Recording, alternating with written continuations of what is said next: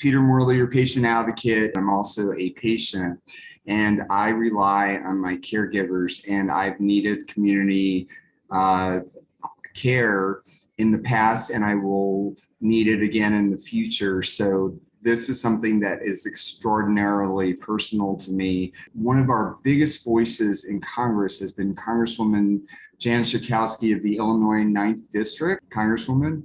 Thank you so much, Peter, for your advocacy. It makes such a big difference. One of the absences in United States policy in healthcare has been that we really don't have a long-term care policy.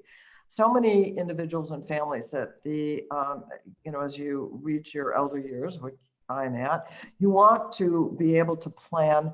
And now what we have is a piece of legislation called Better Care, Better Jobs. I am one of the co-sponsors of that legislation that would do really three things. One, more access to home care services. Two, to have more trained and well-paid caregivers. The average for home caregivers in pay is $12 an hour nationwide. You can't live on that.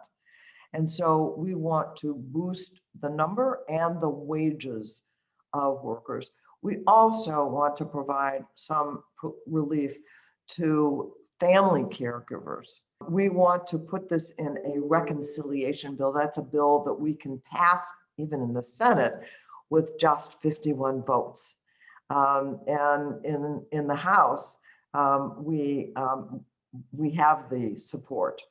But we also heard that there's been a big cut in the amount of money that has been proposed in the Senate for these home and community-based services. And so we need to fight hard to make sure that there's sufficient dollars so that people will have this option, that it'll be real, not just on paper.